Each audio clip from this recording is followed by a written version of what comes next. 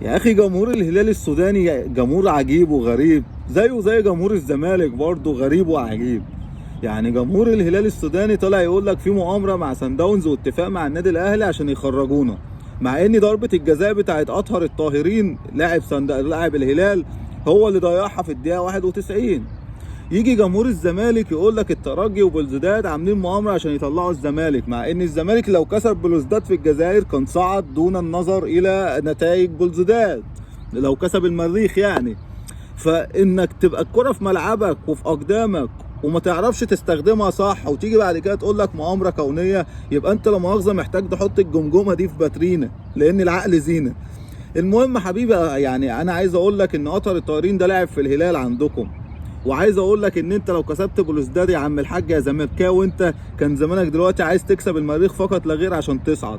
وانت يا عم الحاج اللي بتقول مؤامره من حارس سان داونز، هو قال يعني الراجل، يعني هم جابوا جون في اقل من دقيقه، حارس المرمى عطاهم الكوره ودخلت هدف.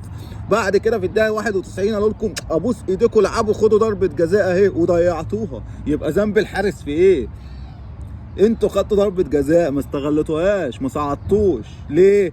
عشان اهنتوا النادي الاهلي بتاريخه واسئتوا بتاريخه، وانتوا ما تعرفوش مين هو النادي الاهلي اللي انتوا استفزتوه دوت. فلما الحكايه دخلت في الجد ولقيتوا نفسكم جايين القاهره وهتدعكوا كرويا في الملعب، ما تخافوش، احنا مش بتاع بلطجه، مش بتاع ضرب، مش بتاع مش بتاع 50,000 ليزر في الاستاد، مش بتاع شاكوش وازمير، احنا مش بتاع الكلام ده. احنا هنفرمكم في الملعب، هتيجوا تاخدوا واجبكم تتكيفوا مننا في الملعب وتمشوا، هنصعد على قفاكم في الملعب وهتمشوا. انتوا لسانكم كان قد كده بعد الفوز على النادي الاهلي، دلوقتي ليه عاملين شبه العيال الصغيره اللي كني بقول لهم تعالوا خدوا ابره يطلعوا يجروا ويعيطوا؟ ما تعيطوش، اجمادوا، انشافوا وتعالوا القاهره كده، اخسروا وانتوا رجاله، ما تخسروش شبه وانتوا نسوان كده وقاعدين تعيطوا. ما تجروش على اتحاد الكاف وتقولوا عايزين ننقل المباراه، عيب عيب، انتوا رجاله بشنبات.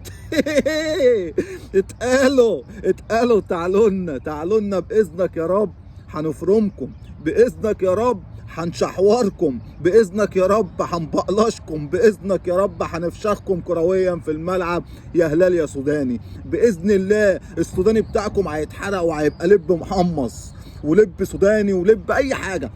تعالوا لنا مستنيينكم، اوعوا تقلقوا.